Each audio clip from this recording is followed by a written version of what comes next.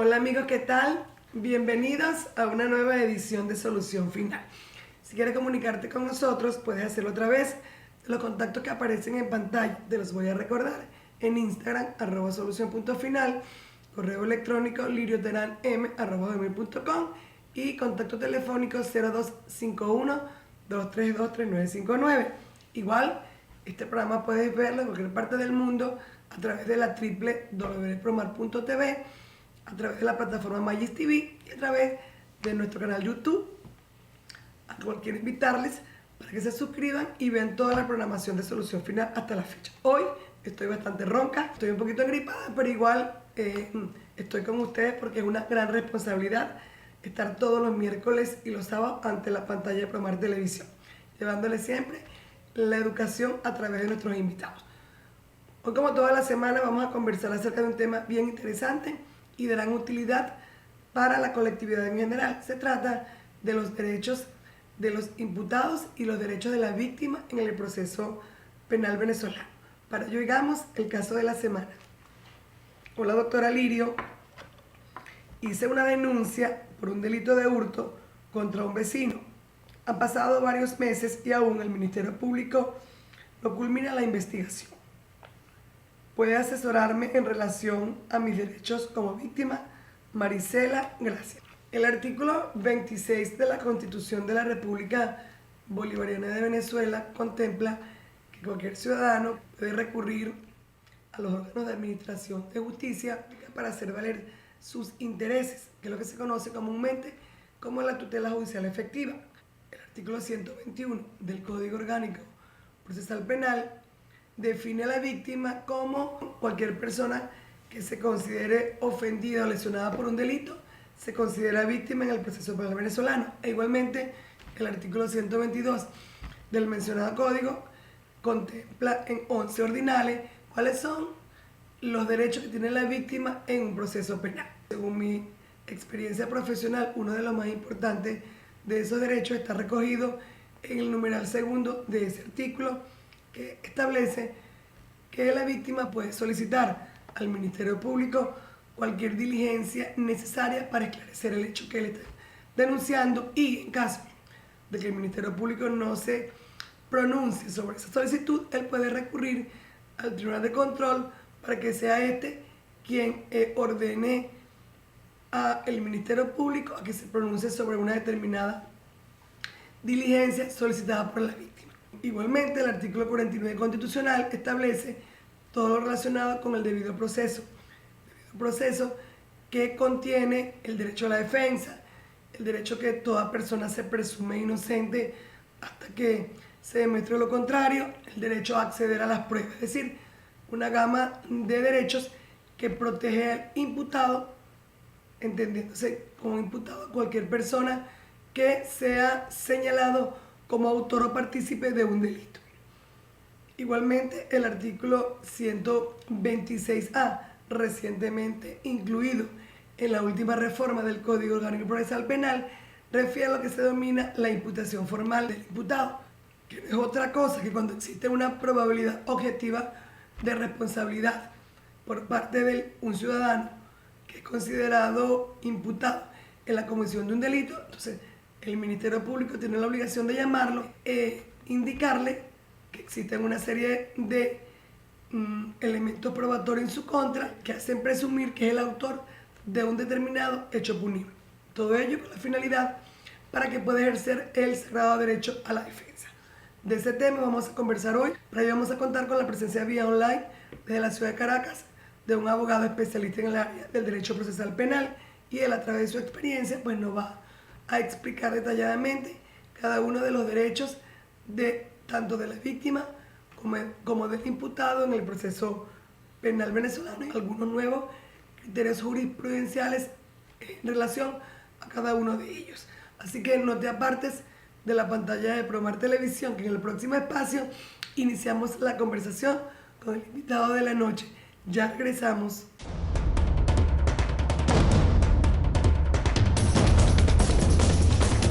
Amigos, estamos de vuelta nuevamente en Solución Final. Como les dije en el espacio anterior, hoy contamos con la presencia vía online en la ciudad de Caracas del abogado Ángel Serpa Ponte, ¿Quién nos va a disertar acerca de la materia de la cual domina muy bien? Ángel es un abogado egresado de la Universidad Central de Venezuela, magíster de la Universidad de Glasgow, Reino Unido, profesor universitario, penalista y procesalista penal, ex juez titular de la Corte de Apelaciones Penal de Caracas, profesor de pre y posgrado de la Universidad Central de Venezuela, Universidad Santa María y otras universidades. En el 2007, la Asamblea Nacional, electa en el año 2015, lo nombró magistrado del Tribunal Supremo de Justicia, cargo que le fue impedido su asunción por contingencias políticas. Conferencista, autor de varios libros y abogado en ejercicio. Ángel Serpa Ponte, a solución final.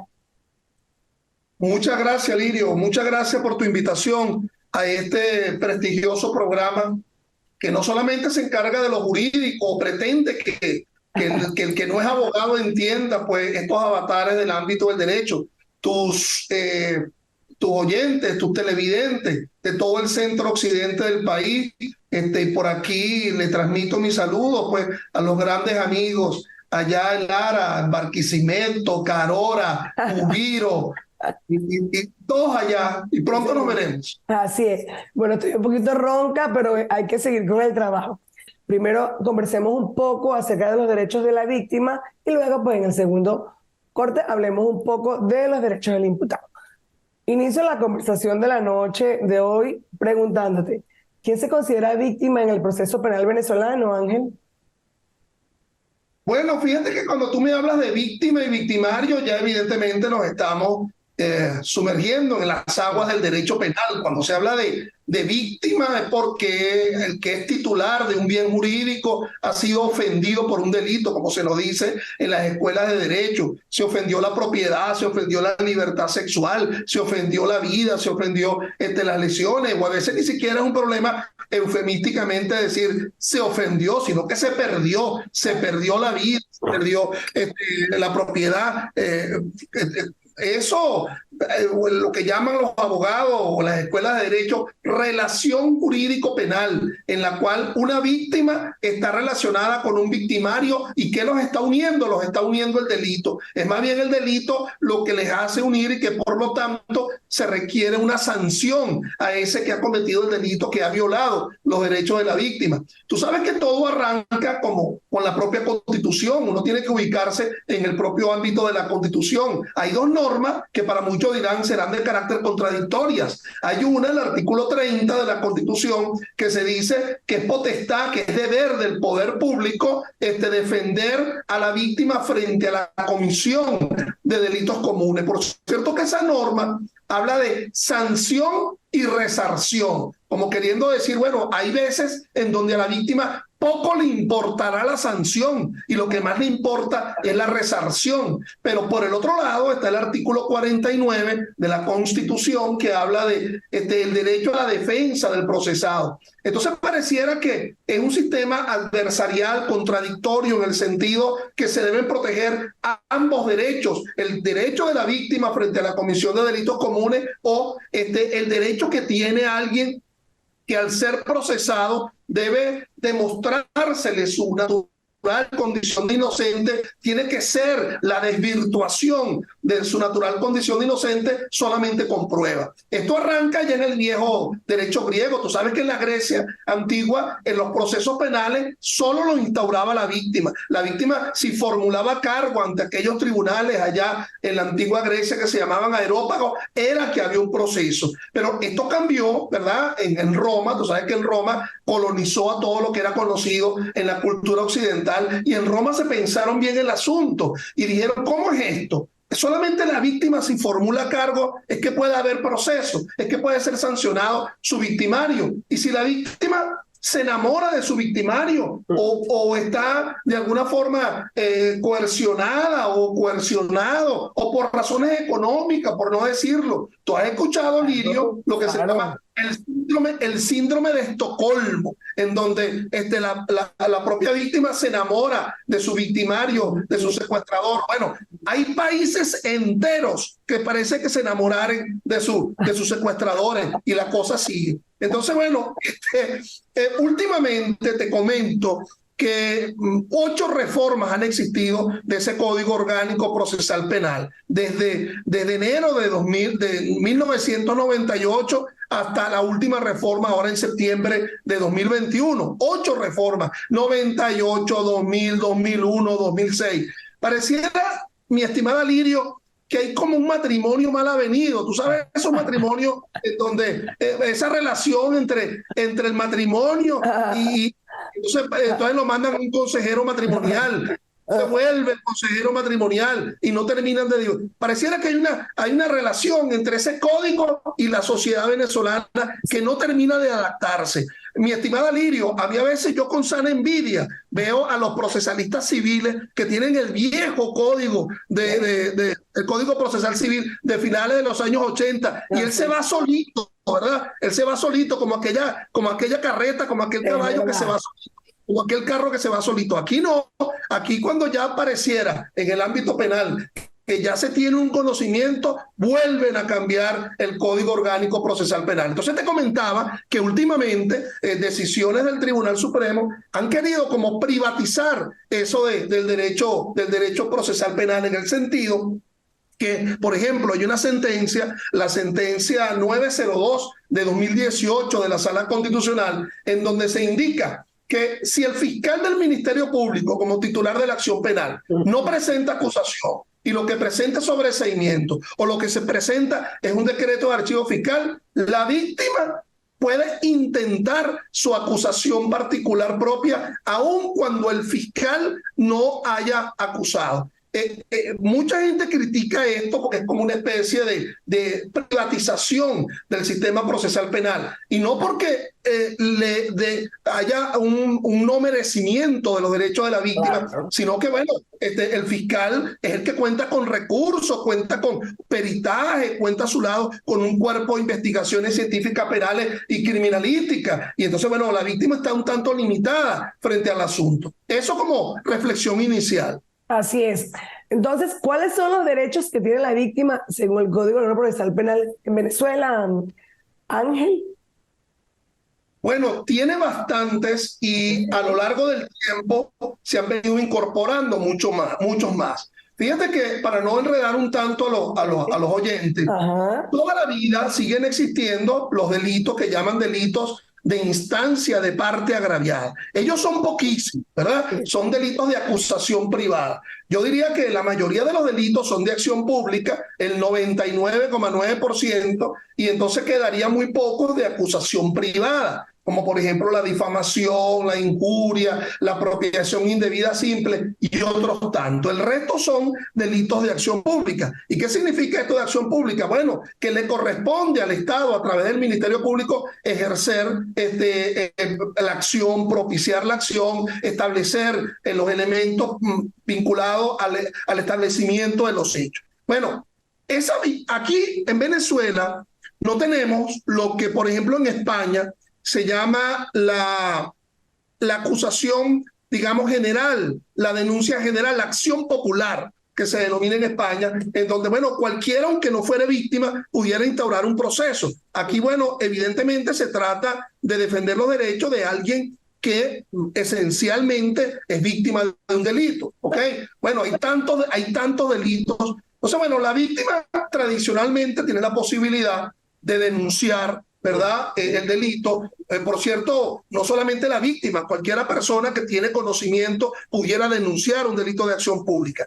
Pero si queremos ser mucho más formal, la víctima puede presentar algo que se denomina querella, que sería una cosa mucho más formal, mucho más una cosa escrita, en donde se individualiza al querellado y formaliza, digamos, esa querella como puesta en conocimiento ante un tribunal de control. Okay. Si esa querella prospera y el fiscal del Ministerio Público termina imputando, o mejor aún, termina acusando, porque tus oyentes tienen que saber que previo a la acusación tiene que haber una imputación. No puede haber acusación si previamente no hay una imputación. Entonces, si ese fiscal acusa, la víctima puede interponer su acusación particular propia. Por cierto, dije la palabra puede, no es que debe. Claro. Es decir, debería, si es un querellante y quiere que se siga, que se siga manteniendo como parte en el proceso. O pudiera ser una víctima que nunca portó por el proceso y entonces ahora presenta su acusación particular. Por cierto que en la última reforma del Código hay una norma que me parece muy interesante, que es el 122 numeral 2, que es aquel en que la víctima le puede solicitar al fiscal del Ministerio Público que realice diligencia de investigación. Y si el fiscal se niega o el fiscal no dice nada, ese 122, numeral 2 del COP, establece que la víctima puede acudir ante un juez de control para que el juez de control aperciba al fiscal para que realice esa diligencia de investigación. Algunos de los abogados que son buenos, penalistas, que te están escuchando dirán, bueno, pero ¿cómo es posible que un juez de control, si ni siquiera ha habido una imputación? No importa. Esa solicitud se introduce ante la oficina distribuidora, se asigna un juez de control y entonces ese juez de control ¿cómo se llama? Le impone o por lo menos le requiere a ese fiscal la realización de diligencia de investigación. Otros derechos muy importantes, Lirio, es que si la decisión que surge es contraria a la víctima, aun cuando la víctima no se haya querellado ni haya presentado acusación, esa víctima tiene derecho a apelar. Y mira, el sistema de recursos en Venezuela es muy amplio. Tiene la apelación de auto, la apelación de sentencia, el recurso de casación, inclusive la posibilidad de irse extraordinariamente ante la sala constitucional. Yo sí creo que en los últimos años se ha extendido el ámbito de protección de la víctima dentro del proceso penal venezolano, en honor a la verdad. Bueno, está bien, porque creo que por muchos años estuvo relegado. ¿Cuál es el valor probatorio que tiene el dicho de la víctima? Porque, por ejemplo, en los procesos de violencia contra la mujer ha sido criticado el sistema porque con el solo dicho de la víctima tiene gran credibilidad. Debo decir que yo soy una gran defensora de la ley orgánica sobre el derecho de la mujer a una vida libre de violencia, pero en el sistema ordinario normal, ¿cuál es el valor probatorio que tiene el dicho de la víctima, Ángel? Tu pregunta es sumamente interesante.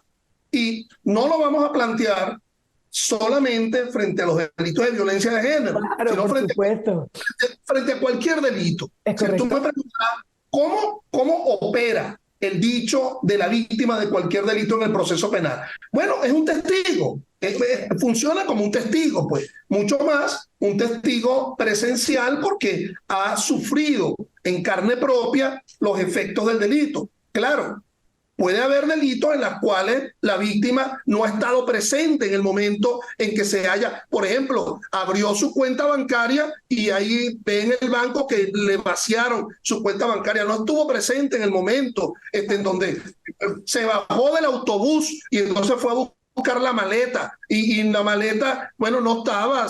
Un pasajero que se bajó antes se la llevó hurto de viajero. Pero en la generalidad de los casos, bueno, la víctima, si ha presenciado el delito, funciona como un testimonio, Por cierto que los autores indican que, y no quiero hacer esto tan complicado, dice que hay una presunción objetiva de falta de fiabilidad en el dicho de la víctima, porque a fin de cuentas la víctima está manifestando, está hablando para en la salvaguarda de derechos propios. Su derecho, por supuesto. Correcto. Claro. Pero si se compara su dicho con otros elementos, pudiera haber un contraste allí dentro del asunto.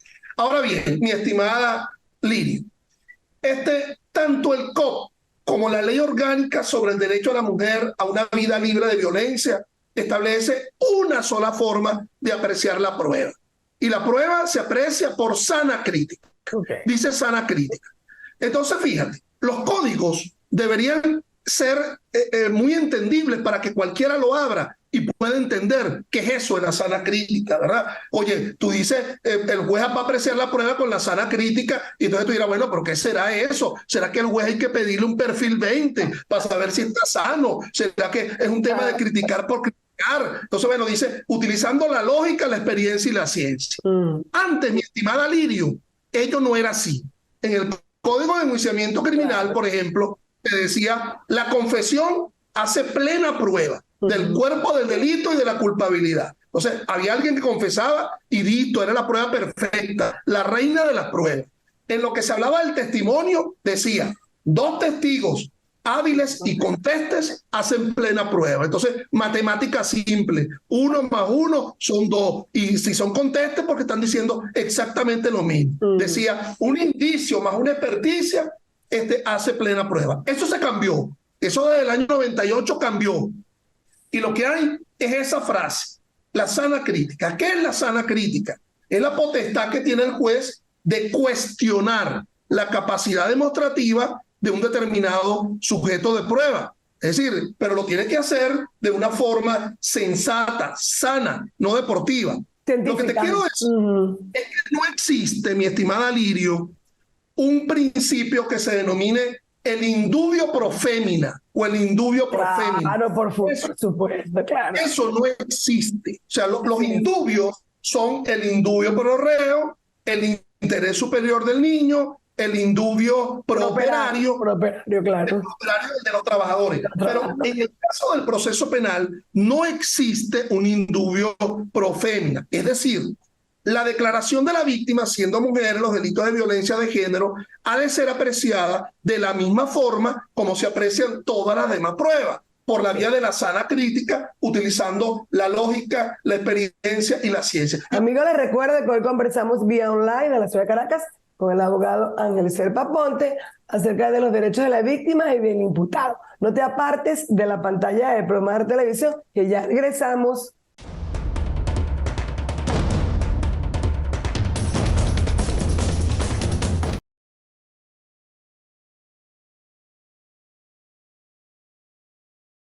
Estamos de vuelta nuevamente en Solución Final. Conversamos hoy vía online de la ciudad de Caracas con Ángel Serpa Ponte acerca de los derechos de la víctima y del imputado. Mi querido doctor Ángel, estabas hablando de los derechos de la víctima, entonces culmina la idea para que nos vayamos entonces a los derechos del imputado. Sí, tú me hacías esa interesante pregunta sobre el testimonio de la víctima en los delitos de violencia contra la libertad, en los delitos de violencia de género en sentido global, y yo te decía que no existe una forma distinta de apreciar las pruebas, es decir, que no existe un indubio pro femina, que debe tomarse en cuenta es la sana crítica y el uso de la lógica, la experiencia y la ciencia. ¿Cómo sería esto de la sana crítica? ¿Qué sé yo? Imaginémonos en un juicio, ¿verdad? Entonces viene y el fiscal del Ministerio Público lleva al propio hijo digamos, a la mamá del procesado, y entonces le pregunta, ¿usted observó en el sitio de los hechos que su mamá cometió el delito? Y entonces, objeción, por allí saldría el defensor. Aquí no estamos viendo el tipo de relación que tiene el testigo con respecto al acusado. Señor juez, permítaseme la pregunta, lo que quiero ver es si es fiable o no. Y entonces la mamá dice, no, lo que pasa es que ese hombre, ese hijo mío me abandonó, me puso a pasar trabajo. Entonces se cae un tanto el testimonio, ¿verdad? Por el tema de la lógica, de la experiencia y la ciencia. Bueno, así funciona el tema de los derechos de la víctima a nivel de testimonio. Vámonos ahora a los derechos del imputado. ¿Quién se considera imputado según el proceso penal venezolano, Ángel? Sí, es interesante tu pregunta para tratar de hacer una relación de igualdad. Claro. En la última reforma del COP, en la de septiembre de 2021, todavía esto está como pan caliente, ¿verdad? Recién salido de la panadería, todavía hay procesos. Se incorporó una norma que es el 126A. Fíjate que por primera vez el código se le mete allí un articulito con un literal, quizás para no cambiar toda la estructura de los números del código, porque la gente se conoce, son los tradicionales artículos, etc. Y entonces ahí se habla de la imputación formal y dice, el fiscal tiene que señalar una probabilidad objetiva de responsabilidad. Esa es la frase nueva, ¿no? Probabilidad objetiva de responsabilidad. A veces esa frase es un poco chocante, ¿verdad? Porque tú cuando escuchas la palabra probabilidad, pareciera que es un tema estadístico, pareciera que es un tema exacto. actuarial, ¿verdad? Por ahí se dice que la probabilidad es la porcentualización de una posibilidad. O sea, la palabra probabilidad como queriendo decir, bueno, vale, si hay 10 elementos de condición, ¿será que el 50% más uno señala a alguien? Bueno, ahí está un tanto el tema del asunto. Por lo menos una mayoría de elementos lo estén vinculando, pero lo estén vinculando al aspecto objetivo y al aspecto subjetivo del delito. El aspecto objetivo es si lo causó, una relación de causa-efecto. Disparó y eso condujo necesariamente a la muerte. Pero el otro aspecto, el aspecto subjetivo, es importantísimo, que es lo que se denomina la culpabilidad. En este país, nadie puede ser responsable por hacer sin querer. De igual forma que nadie puede ser responsable por querer sin hacer. Claro. El viejo derecho romano nos hablaban de cogitatione nemum partitur es, los pensamientos no delinquen. Por lo tanto, ese fiscal está obligado no solamente a indicar que la causa fue el disparo, sino que si hubo dolo, es decir, si hubo intención, si hubo culpa, si hubo negligencia. Tú te preguntarás, mi estimada Lirio, ¿cómo hace uno para saber lo que pasa en el yo interno de cada quien? ¿Cuánto no daría cada uno para poder saber lo que tú tienes en la mente? Por ejemplo, Lirio, eso que tú estás pensando de mí ahorita en ese momento no es tan así. Es más o menos así, pero no es tan así. Después lo hablamos. Bueno, pero los hechos lo revelan. Claro. Si la persona la amarran desnuda en una cama, no me vengas a decir que había un propósito de secuestro, porque a cuenta de que la desnudez, si se dispara a nivel torácico, no me vengas a decir que era un propósito de lesionar, porque bueno, evidentemente ahí se evidencia una culpabilidad necande, una culpabilidad de muerte. Bueno, entonces, para ponértelo simple, la Constitución en el 49.2 establece que toda persona es naturalmente inocente, pero que se desvirtúa esa condición de inocente es con prueba. Yo diría con prueba y alegatos, porque tan malo sería que tú tuvieras como ese poco de libro que yo tengo atrás, esas serían las pruebas, pero yo no sepa alegarlo. Tengo ese cúmulo de pruebas y no sé alegar. Y es tan malo como que lo que yo hago es puro alegar sin tener la forma de probarlo. Entonces, bueno, evidentemente con prueba y evidentemente con el respeto, pues, de garantía fundamentales, que es lo que se denomina el debido proceso. Evidentemente que el tiempo es muy poco para poder abordar todas esas garantías, pero ahí estamos hablando del derecho a la defensa, el derecho al juez natural, el derecho a la no confesión coacta, el derecho a que se respete la cosa juzgada. Son muchas garantías y recuerda, son muchos derechos que conforman esa garantía, y recuerda que por primera vez se incorpora constitucionalmente el debido proceso en esta constitución, la vigente, pero que ya era previo, porque ya lo venía estableciendo, por ejemplo, el COP del año 98 y una extinta ley de sustancias psicotrópicas y estupefacientes que también hablaba del debido proceso. Ahora bien, Ángel, te has paseado un poco por el acto formal de imputación. ¿Cuándo procede la imputación de un investigado? Hay tres formas, para ponértelo sencillo. Okay. La primera forma es por la percepción flagrante de un delito. Flagrancia. Por cierto, a mover bien esa boca, porque hay muchos abogados que hablan de fragancia, y fragancia es un pachuli barato y maloliente. Flagrancia, delito flagrante. Claro. Ese es un delito que se percibe en el momento, ¿verdad? Y que se autoriza a la autoridad policial, a la propia víctima o hasta el clamor público, yo no quiero hablar de linchamiento, a que ese que es percibido en la comisión de un delito a las 48 horas se ha llevado ante un juez de control. Hasta ahora, la aprehensión flagrante no lo ha aceptado el Tribunal Supremo como un acto de imputación. La imputación formalmente ocurriría en la audiencia a donde se lleva el aprehendido flagrante. Hay una segunda forma, que es que no se tiene quién cometió el delito. Lo que se conoce son los resultados. Allí está la persona muerta en la calle, allí está la cuenta vaciada del banco, allí está la droga camuflajeada detrás de un carro, detrás de una computadora, y no se sabe quién lo cometió. Es lo que se denomina la noticia crimine, notitia crimine. Es un conocimiento oficioso, el fiscal investiga, pero por cierto es una investigación, no para ganarse un posgrado en criminalística, es para individualizar a alguien y al final del camino imputar. Esa imputación esa imputación, cuando no existe la aprehensión flagrante, es en sede fiscal, en la sede de fiscalía. Pero surgió una sentencia, la sentencia 754 de la Sala Constitucional de diciembre de 2021, que dice lo siguiente: esa imputación tiene que hacerse en sede fiscal y por lo tanto se notifica y se cita para que acude.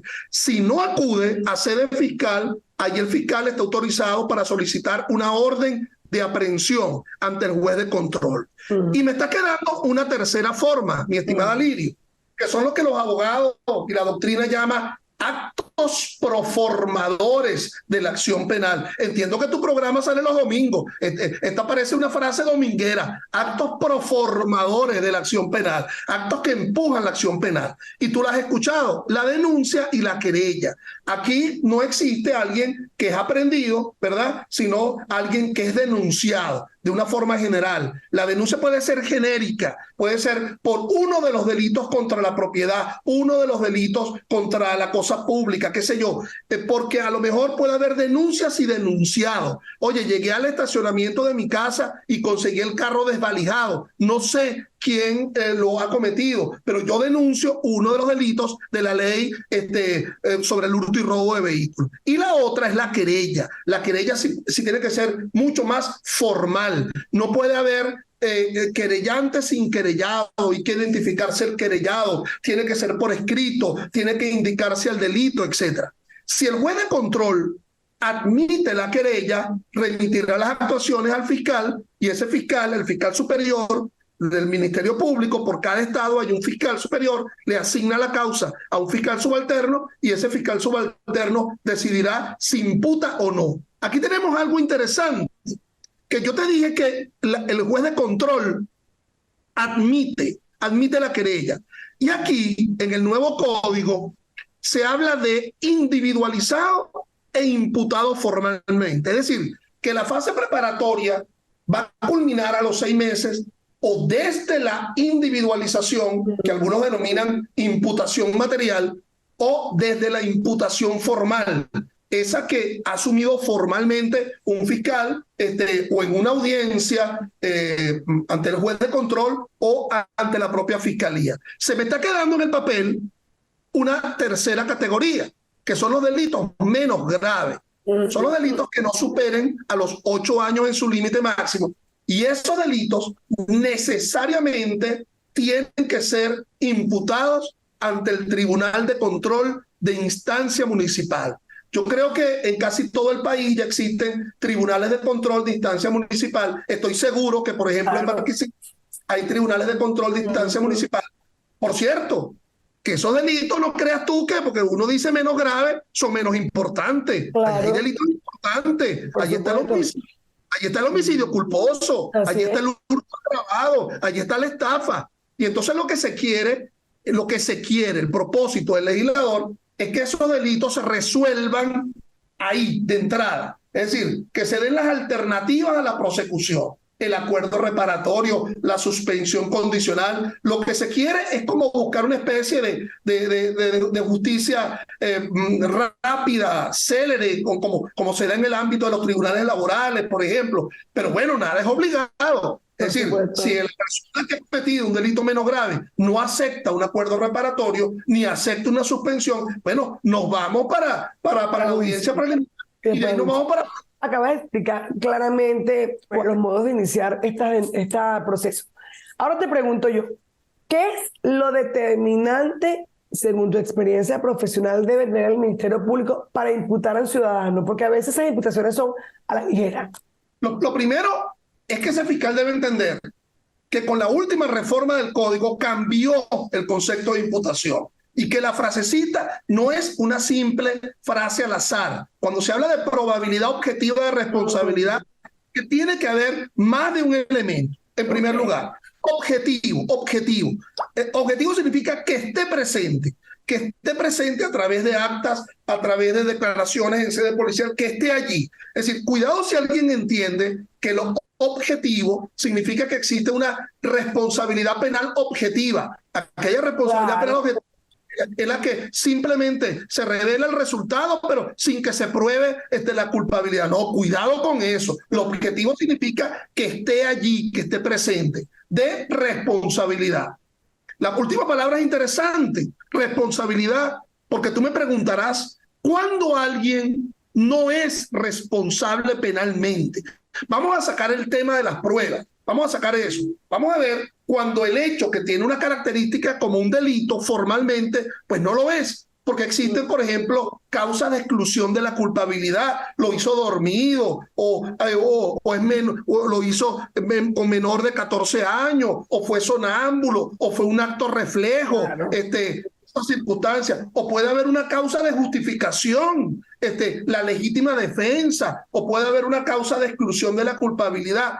Ello tendría que analizarse desde un momento tan inicial. Yo te voy a dar un ejemplo. A lo mejor viene un fiscal e indica, yo a ese tipo, a ese policía, yo lo voy a imputar por el delito de homicidio porque vino alguien y le dijo, te voy a matar. Y entonces él se encontraba, a esa persona que está amenazada, es policía, pero se encontraba en ese momento fuera de guardia, no estaba de guardia en ese momento, andaba con una chaqueta y tenía una pistola detrás, y entonces el fiscal dice, yo lo voy a imputar porque la única causa que justifica a un policía para defenderse es el cumplimiento del deber y cuando está de guardia. No, hijo de Dios, en primer lugar, antes de ser policía, es ser humano. Y claro, por supuesto. ¿qué le va a decir al otro? Le va a decir, mira, chamo, yo ahorita no estoy de guardia. Vamos a hacer una cosa, amenázame el día que yo estoy de guardia, yo me pongo mi traje y entonces yo te digo que tengo el arma y yo puedo asumir mi defensa. Eso no pasa en la vida real. Entonces, fíjate lo interesante, Lirio, que te cambia probabilidad objetiva de responsabilidad para suficientes elementos. Cuando se presenta la acusación, se habla de suficientes elementos. Cuando se habla de suficientes elementos, es que no puede haber, digamos, ninguna duda en el ámbito de la acusación de que cada uno de los elementos sustente cada uno de los elementos del delito en el papel. Por ejemplo, estafa, el que engañó a otro para hacerle creer una falsa concepción de la realidad y eso condujo a un perjuicio patrimonial. Esa frase tan larga debe estar sustentada en cada uno de los elementos, en los elementos que se están presentando en la acusación. Eso como un punto importante. Les recuerdo que hoy conversamos vía online de la ciudad de Caracas con el abogado Ángel Serpa Ponte acerca de los derechos del imputado y de la víctima. No te apartes de la pantalla de Promar Televisión, que ya regresamos.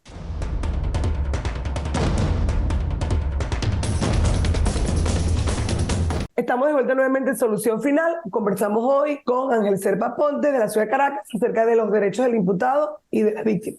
Mi querido Ángel, hemos llegado a los minutos finales del programa. Quiero pedirte que hagas una pequeña conclusión en relación a todo lo que has dicho pues en la noche de hoy, los derechos de la víctima y los derechos del imputado.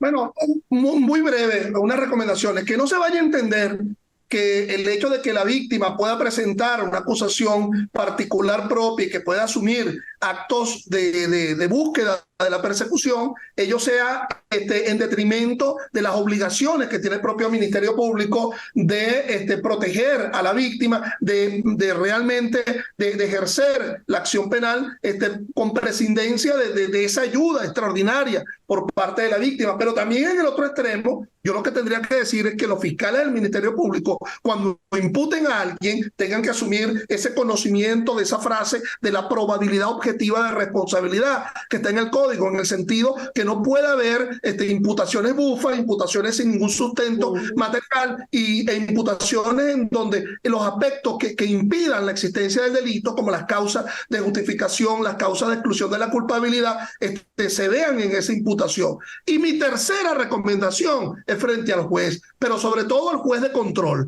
porque ese juez de control también va a asumir la fase intermedia del proceso penal. Y muchos jueces de control como que creen que esa fase intermedia no existe, que eso es solamente un saludo a la bandera, que eso es solamente una fase de carácter ornamental. Es decir, no, la fase intermedia, ahí se pueden resolver muchos aspectos. Es tan grande como la fase preparatoria o como la fase de juicio. Si en esa fase intermedia se oponen unas excepciones, debe analizarse esas excepciones, porque sencillamente ¿para qué darle un pase a juicio a una causa en donde evidentemente no hay un sustento material o no hay una relación entre el hecho y la calificación jurídica? Muchos de los jueces de control asumen esa fase de verdad intermedia, la audiencia preliminar, como un asunto netamente formal, sin verle la real dimensión al asunto. Entonces, las cosas pueden resolverse en dicha fase intermedia, pues perfectamente. Por otra parte, también se lo digo a los defensores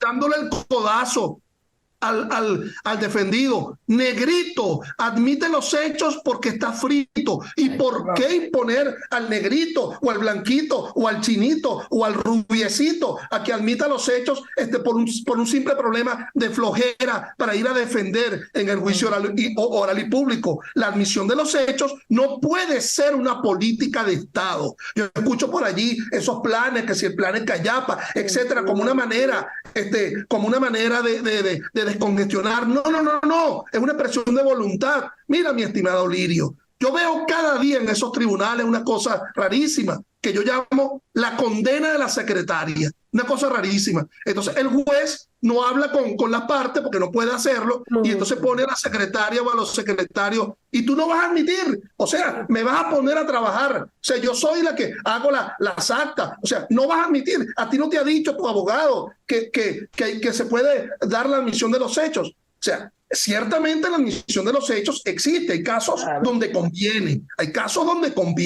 donde uno le dice, oye, vale, saliste caballo blanco, te acusaron por hurto, pero tú y yo sabemos que si vas al juicio, esos testigos van a decir que de hurto nada, que hubo coerción, y eso puede cambiar a robo. A veces eso es conveniente de un punto de vista.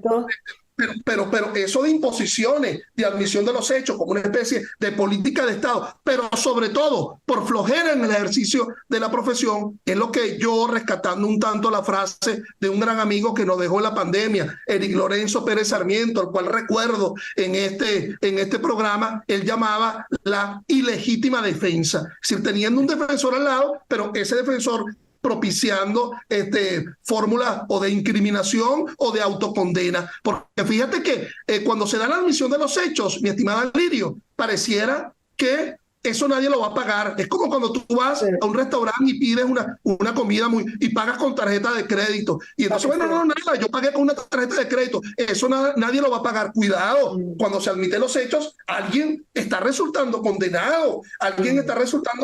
Y tiene que purgar una pena. Entonces, eso como recomendación. No, pero es que tienes toda la razón. Yo siempre digo en mi programa, Ángel, que esto se va a resolver cuando cada integrante del sistema de justicia cumple con su deber. El Ministerio Público hace su trabajo bien, el juez de control tiene una gran responsabilidad, responsable de lo que va a pasar a juicio. Y por supuesto los defensores, privados o públicos, tenemos la gran responsabilidad de ejercer con honestidad la defensa de nuestros representados. Completamente de acuerdo contigo, y ojalá y Dios quiera que esto pueda mejorar y que las personas puedan educarse y prepararse para que pueda mejorar la justicia en este país. Tenemos conocimiento que tú vas a estar en Barquisimeto próximamente, vas a compartir espacio con el doctor Marco Medina y van a hablar pues del derecho procesal penal y del derecho penal.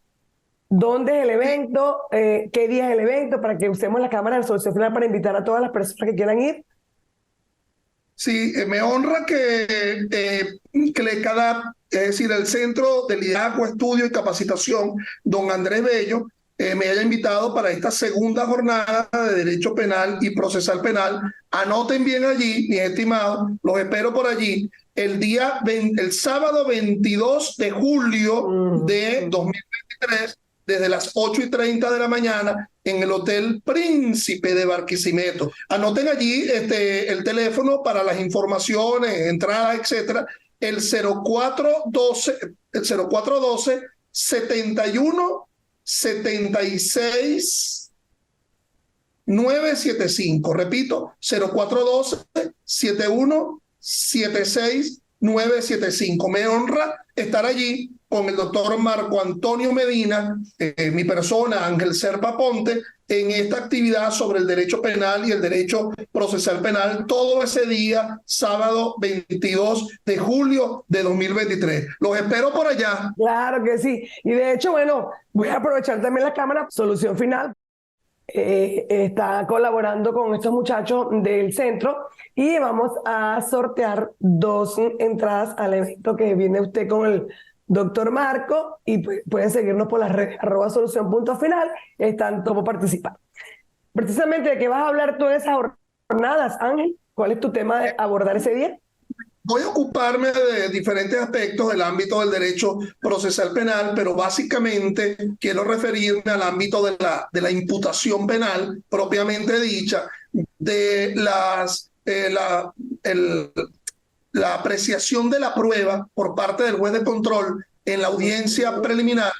Y voy a ocuparme del tema del cambio de calificación de los hechos en plena audiencia de juicio. Creo que son 3 temas que son puntuales: el tema de la imputación, el tema de la admisión formal de la prueba en el proceso penal venezolano en la fase intermedia, y los cambios de calificación en la audiencia del juicio oral y público. Hay muchas cosas que uno pudiera abordar en el ámbito del proceso penal, pero me voy a concretar a ello. Gracias. Bueno, yo de verdad siento un gran placer que, bueno, profesionales de tu altura y la altura del doctor Marco visiten a Barquisimeto, porque Barquisimeto siempre fue referencia nacional en jornadas. Bueno, a raíz de la pandemia estamos un poquito atrás, pero que esto es una iniciativa que debe ser multiplicada. Y por supuesto, pues que todos los abogados penalistas de este estado, y no solamente de Barquisimeto, de Lara, de Portuguesa, Yaracuy, pues asistan masivamente, porque todo lo que es educación siempre redunda en excelencia. Eso es una... Y de Carabobo, claro, que vaya la gente de Valencia. Carabobo, Lara, Portuguesa, Yaracuy, hasta de gente de Trujillo, porque estamos ubicados en el centro occidente de Venezuela. Así que no se lo vayan a perder. Solución Final, por supuesto, va a estar con estos 2 ponentes de altura. Creo que llegamos al final del programa. Solamente quiero agradecerte, Ángel, por haber aceptado nuestra invitación. Me encantó tu conversación, fuiste muy didáctico y por supuesto será la primera de muchas. ¿Cuáles son tus redes, Ángel, para que te puedan contactar? YouTube mío, Ángel Serpa Ponte. Ustedes pueden entrar ahí en YouTube, allá hay como casi 500 disertaciones en el ámbito del derecho penal constitucional. En cuanto a mi correo, a serpaponte@yahoo.es. Yahoo, acuérdense, con doble O. Repito, a serpaponte@yahoo.es. Y mi teléfono es el 0414-316-1940. Siempre a la orden, 04-14-316-1940. Cualquier persona que quiera contactar al doctor Ángel Serpa Ponte, pues ya sabe que tiene un canal de YouTube, acá va a ver su correo electrónico y su número telefónico. Seguramente, pues, alguien te va a contactar porque conocemos de tu trayectoria en el área penal. No hay más nada que decir, sino que nunca es tarde para hacer el bien. Y definitivamente, si tú conoces el problema, encontrarás la solución final. Nos vemos la próxima semana, Dios mediante. Chao.